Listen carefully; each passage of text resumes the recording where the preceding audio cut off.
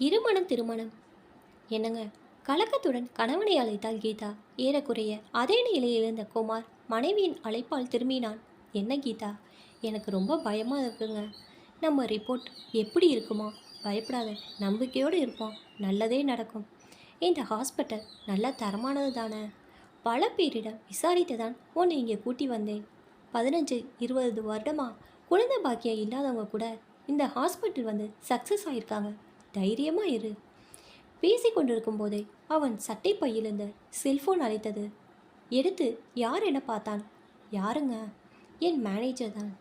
சரி, போய் பேசிட்டு வாங்க. டாக்டர் இப்போ உள்ளே கூப்பிட்டுருவாரு, அதுக்குள்ளே இங்கே பேசிட்டு வந்துடுங்க. டாக்டர் கூப்பிட்டா நான் பார்த்துக்கிறேன். தலையசைத்து விட்டு செல்போனை காதில் பொருத்தி சென்றான். அவன் நகர்ந்த அடுத்த நொடியே நர்ஸ் எதிர்பட்டாள். மேடம், உங்களை டாக்டர் உள்ளே வர சொன்னார். கீதா எழுந்தாள். குமார் வருகிறானா என பார்த்தால் அவன் கண்களுக்கு தென்படவில்லை. வரவழைத்து கொண்ட தைரியத்துடன் டாக்டரின் அறைக்குள் நுழைந்தாள். உட்காருங்கம்மா. டாக்டர் எதிரே இருக்கையை காட்டினார். பதப்பதைத்த மனதுடன் மௌனமாக அமர்ந்தாள் கீதா. உங்கள் ரிப்போர்ட் ரெடி ஆயிடுச்சு. உங்கள் ஹஸ்பண்ட் எங்கே? அவர் இப்போ வந்துடுவார் டாக்டர். என்கிட்டயே சொல்லுங்கள். எடுத்த ரிசல்ட் படி உங்களுக்கு எந்த குறையும் இல்லை. 100% நீங்கள் தாயாகலாம். ஆனால் உங்கள் கணவர்கிட்ட குறை இருக்குது.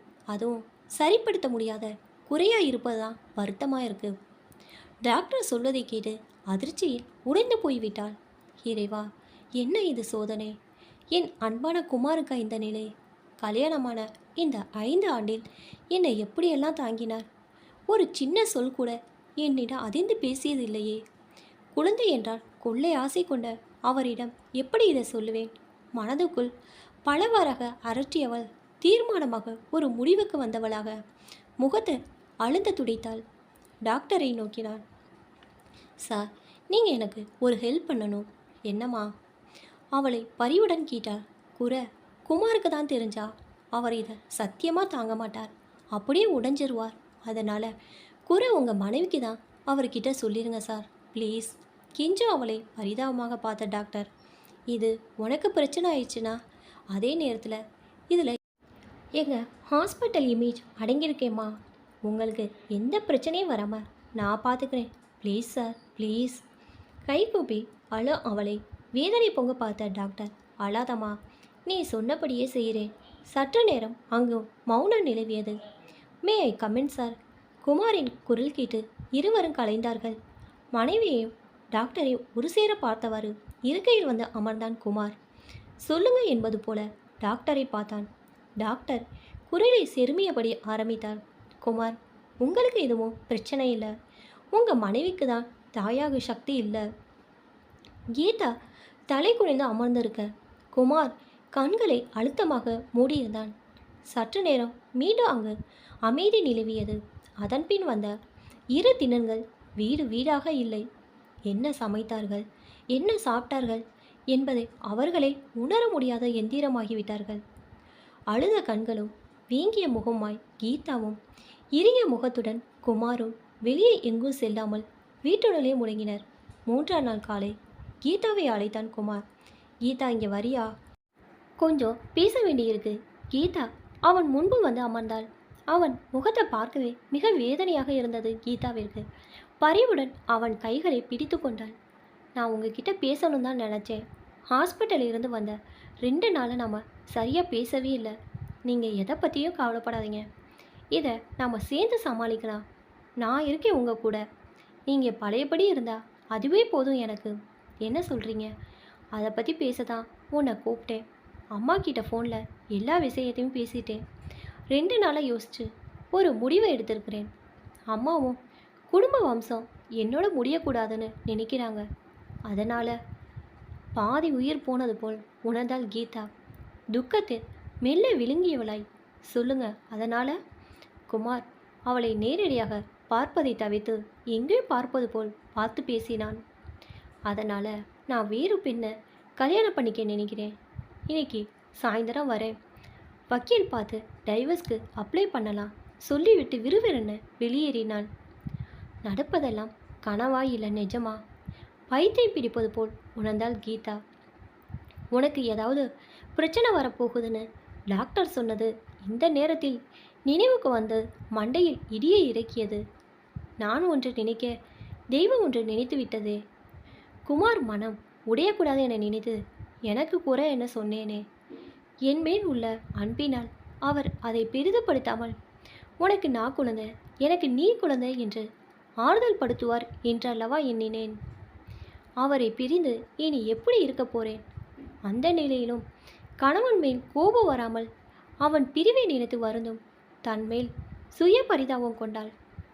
பலவற்றையும் எண்ணி பார்த்து அப்படியே கிடந்தாள். கடிகாரம் மணி 3 ஆனதை ஓசையின் மூலம் தெரிவித்தது. சற்றென்று நினைவிலிருந்து மீண்ட கீதா சமநிலைக்கு வந்தாள். அடுத்து என்ன செய்வது? இப்போது உள்ள குமார் நிச்சயம் என் கணவர் இல்லை.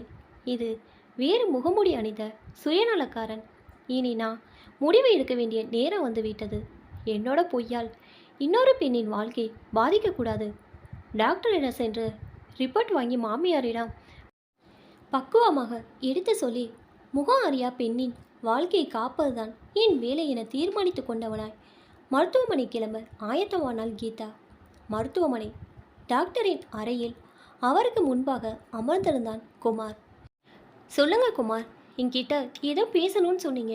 ஆனால் வந்ததிலேருந்து அமைதியாக இருக்கிறீங்க. எப்படி ஆரம்பிக்கிறதுன்னு தயக்கம்தான் சார், வேறு ஒன்றும் இல்லை. நான் நேரடியாக விஷயத்துக்கு வரேன். அன்றைக்கே நீங்களும் என் மனைவி கீதாவும் பேசியதை நான் முழுசாக கேட்டுட்டேன். டாக்டர் திடுக்கிட்டதை பொருட்படுத்தாமல் மேலே தொடர்ந்தான். என் கீதா தங்கன்னு எனக்கு தெரியும். ஆனால் அவள் பத்திரமாத்து தங்கன்னு அன்னைக்கு முழுசாக தெரிஞ்சுக்கிட்டேன். தங்கிட்ட இருக்கிற குறையை கூட மறைக்கிற காலத்தில் இல்லாத குறைய தான் ஏற்ற கீதா எனக்கு கிடைத்த தேவதை. இந்த காலத்தில் இந்த மாதிரி பெண்ணெல்லாம் பார்க்குறதே ரொம்ப அபூர்வம். ஏன் மனம் கஷ்டப்படக்கூடாதுன்னு அவன் நினைக்கிறா. ஆனால் ஏன் கூட சேர்ந்து அவள் கஷ்டப்படக்கூடாதுன்னு நான் நினைக்கிறேன். டாக்டர் இடையில் குறுக்கிட்டார். அதற்கு என்ன பண்ண போகிறீங்க? முடவன் கொம்புத்தேனுக்கு ஆசைப்படலாமா? இப்போ என் நிலையும் அதுதான். சூனியமான என் வாழ்க்கையிலிருந்து அவளை விலக்கி ஒரு நல்ல வாழ்க்கை துணை அமைய நான் வழிவிடுவது தான் இதற்கு ஒரே தீர்வு. இதற்கு கீதா சம்மதிப்பாங்கன்னு நினைக்கிறீங்களா குமார்? நிச்சயம் அவள் சம்மதிக்க மாட்டான்னு தெரியும். அதனால தான் காலையிலே நான் ஒரு ட்ராமா போட்டுட்டு வந்திருக்கேன். இந்நேரம் அவளுக்கு வெறுப்பு வந்திருக்கும். இன்னும் சில நாள் கழித்து கீதாவுக்கு தெரியாமல் அவளோட அண்ணனை பார்த்து இந்த உண்மையை சொல்லி அவர் மூலமாக கீதாவோட மறுமணத்துக்கு ஏற்பாடு செய்யணும். இதுதான் என்னோட திட்டம். உங்கள் இருவரையும் பார்க்கும்போது எனக்கு மான் கதை தான் நினைவுக்கு வருது. இருக்கிற கொஞ்சம் தண்ணியை ஆண்மான் குடிக்கட்டும், பெண்மான் குடிக்கட்டும்னு ஆண்மானும் ஒன்றுக்கு ஒன்று விட்டு கொடுத்துச்சான். அந்த கதையாக இருக்குது உங்களுடையது.